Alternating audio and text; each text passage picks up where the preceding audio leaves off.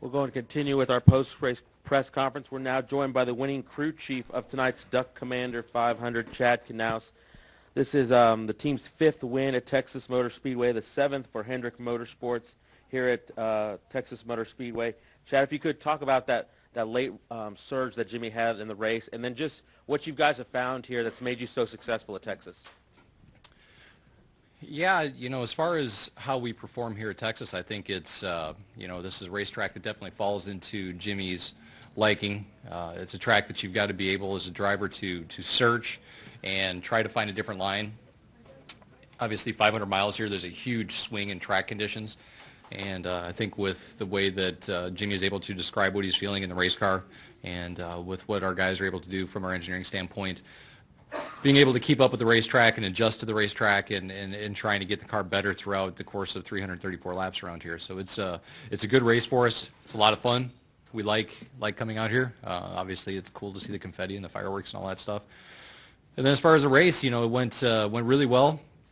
We were very happy and very pleased with the tempo and how things were going. Pit stops were solid, all was working well until about 2/3 of the way through the event, and then we had that caution after a short run, and that kind of mixed up everything.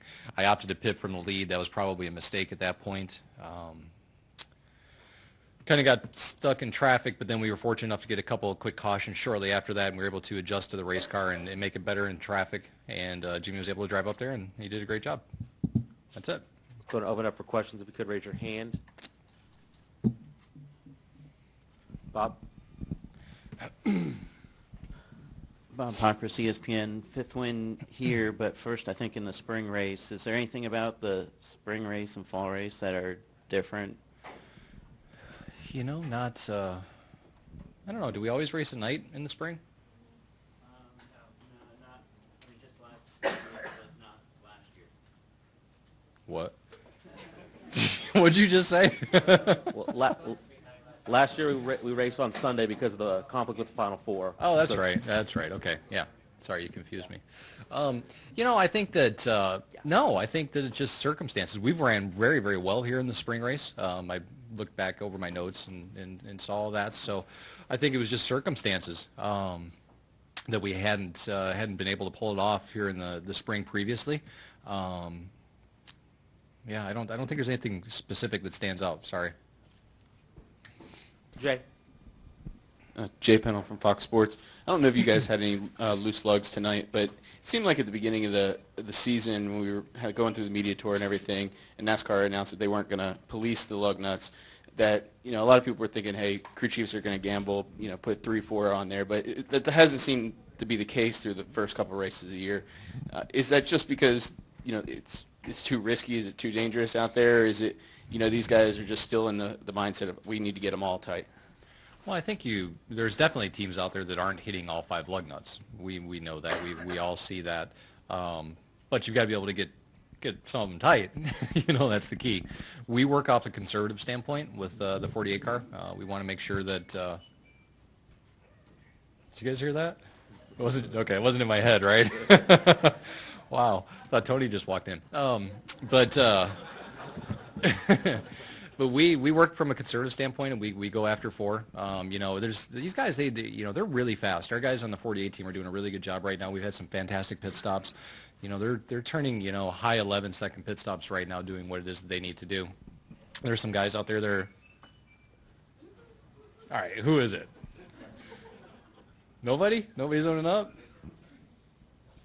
All right. Anyways, so yeah, I think that there are some guys taking advantage of that. But look, I'm going to be straight with you. NASCAR shouldn't be policing that. That's not their job. You know what I mean? They shouldn't be telling us how much camber to run. They shouldn't be telling us anything like that. They should just be focusing on what's, what's within the guidelines and what isn't. So I think it's all working out well. Yep. Jeff? Jeff Gluck from USA Today. I mean, you guys and the 4 have won, I think, like the last 6 mile-and-a-half races now, dating back to, I think, Charlotte. Yeah. I mean, does anybody not in Hendrick equipment have something for you at these tracks? I hope not. Yeah, I wouldn't say that. You go back and you look at the performance of the 22 Kentucky last year. They were very, very strong. I think Brad's been super solid. I think you're going to see these Pontiacs, shows my age here a little bit, these Toyotas come up here again pretty soon. So I think that, you're going to see a shift. But I can tell you right now from my standpoint and what we're doing at Hendrick Motorsports within our group, we've got a full court press on right now to get our performance where we feel like it needs to be. And, we're not even close where I want to be at. Does that mean those other teams don't feel like they have in some aspects they feel like They may feel like they're pretty far off, but man, there's only a whisper away from what's good and what's bad anymore. In the days of having an advantage to where you're 2-3 tenths faster than somebody consistently is really difficult to maintain. The restrictions that NASCAR puts on us right now, I mean, you watch qualifying, you see how close it is, you see them in practice, how close the times are, and it only takes just a little bit of something to get everybody where they need to be. I mean, I'd much rather see the field spread out more, and I think that's better, but we're not quite there yet. I think I got a cold. I'm sorry. Chad, Jerry Jordan, Kicking Tires. We've heard you and Jimmie on the radio before. Tonight, when he got up front early, there was some interesting conversations. Was he not following a strategy that you were thinking when he said he kind of getting out there? I don't know. What was the plan with that? I don't know. What do you say? What'd I say? Did I piss him off? Yeah, you did. Yeah, that happens. I don't know. I don't remember what it was. I mean, that was 4 hours ago, man. I don't know. Well, was there a plan to come? Oh, I remember what you're talking about now. Yeah. No, I was just shocked. He had committed to the bottom of the racetrack. The 4 car had jumped up to the top about 8 laps into a run, and Jimmie just stayed at the bottom. And I asked him, I was like, why'd you stay on the bottom? And he just felt like it was too early to go up there and, defend and try to start blocking the 4. So he was being a gentleman racer. I wasn't really worried about him being a gentleman racer. I was like, well, I think he would be faster if he moved up top. So that's what I was talking about at that point in time. Yeah. Yeah. Any other questions for Bob? Bob Hawkers, ESPN. I know you guys sometimes make fun of us for wondering like if you guys are in a slump or whatever, but kind of from your comments, obviously Vegas, you guys were running well until you had the tire issue, but Yeah. Auto Club didn't look that. Oh, we were good in Fontana. Okay, so I mean, are you concerned at all about your intermediate program coming into here? I had a lot of confidence coming into Texas based off of where we had been in Fontana, where we were in Las Vegas, and where we were in Atlanta. I did. I felt like that we were going to be okay. We've done a lot of hard work, and I felt like that we were going to be okay. Our intermediate program is, again, it's probably as good as it's been in the last year. We're making huge gains, but we need to be a lot better yet. I was talking with Mr. Hendrick yesterday, and unfortunately, I wish he could have been here tonight. He had to get back to Charlotte, do some deals with Hag. But we've got to press hard to get to where we need to be, where the 48 was a few years ago. And with the rules and the guidelines that they put out there right now, it's difficult to do.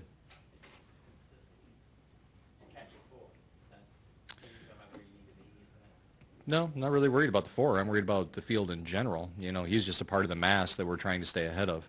Or be ahead of, I guess I should say. I think that qualifying, you see some very, very strong efforts from the Penske guys.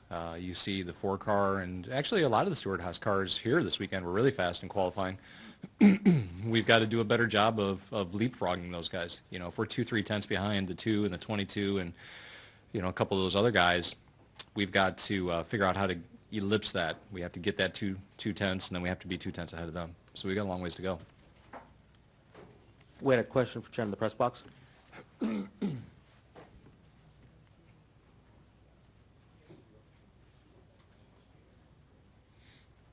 Question in the press box.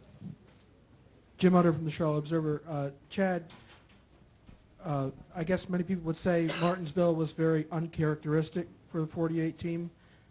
Tonight looked very, compared to your recent performances, a really typically dominant performance by the 48 team at a track that you've done really well. On paper, it would probably look like night and day between the 2 weekends. I just wondered how you would characterize the last 2 races. Well, how did we qualify in Martinsville? 5th or 6th, Right? Yeah. So, actually, Martinsville, I thought it went really smooth. We had a really solid Friday. We had a really good Saturday. We started the race. The car wasn't exactly how we wanted it to be, but we had a mechanical problem. And when you have a mechanical problem like that, then that's difficult to overcome. So, we've had some really, really atrocious starts, excuse me, in Martinsville, and made some good changes once the track comes to us, and actually won. So, to have a mechanical problem the first 100 laps of a 500-lap race, it's kind of difficult to make something like that happen. So it wasn't like we raced 35th, you know what I mean? So we would have been pretty good, I think, last week. But this week was great, man. It was fantastic. Jimmie came in. He was ready to go. He was energized.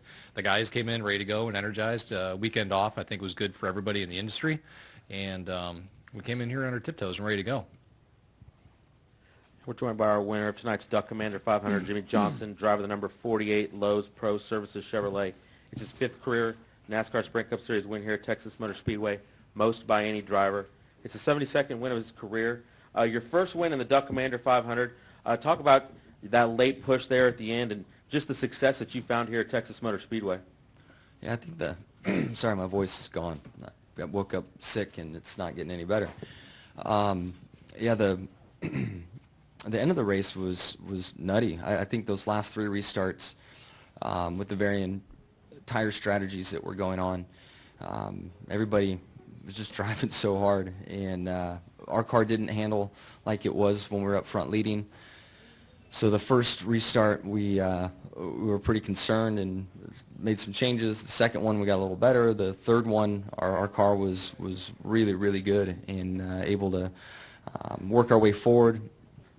Unfortunately, the 4 was having some trouble getting by the 1, and they slid up high through 3 and 4 and left the bottom wide open for me. And I thought I'd at least get the 4 car, and when I came off of turn 4, I was alongside the 1, and I thought, man, we're going to get them both here. So that worked out well, and then I thought I had it under control. 88 had something working on the bottom, so I got the bottom sorted out, and then the 4 was flying around the top, and started working on my line around the top. And I looked up in the mirror and I saw smoke and sparks and figured that was the end of the 4. And next straightaway I saw him door to door with the 88 still going at it. So just a fun race. I mean, I hope everybody enjoyed it. I know from where I was sitting and the competitors, tonight was a very good night for our sport. A lot of great racing. The surface of this racetrack really allows that all to happen. And we're happy that we're able to come out here and put on a great show. Let's go ahead and continue with questions. If you could raise your hand, we'll get a mic to you.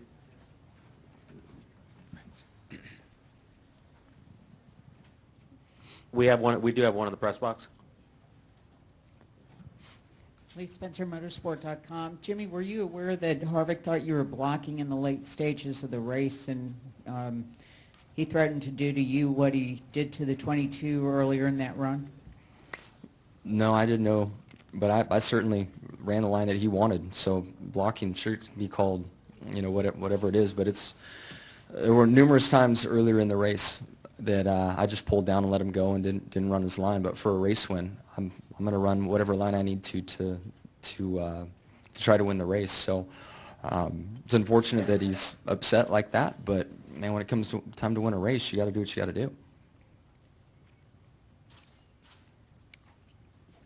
Questions down here? Bob. Being easy on you since you're sick. I guess. Thank you. Bob Parker, CSPN. Jimmie, what is it about Atlanta and Texas that kind of makes it kind of your type of track? I think the tracks with, high wear, bumps, all those types of things have just always been a good surface for the 48. Think back to the old Charlotte racetrack, the old Pocono. Even the new Poconos turned out pretty well for us. But you go through the older racetracks, I think you can see some type of, and there's some statistics there that would support my thought that we just do better on those kinds of tracks. So Atlanta seemed to have maybe slipped away from us a little bit until the last trip or two there. And we've got it back back where we need it. But Texas has just kind of grown for us. The spring race has always been tough, results-wise, but we've had fast cars, and in the fall we come here and get the finish we hope for. So it's nice to get one done in the spring. But I think it's just the surface fits my style, fits Chad's. The kind of what our team does together, our cars perform well on those tracks.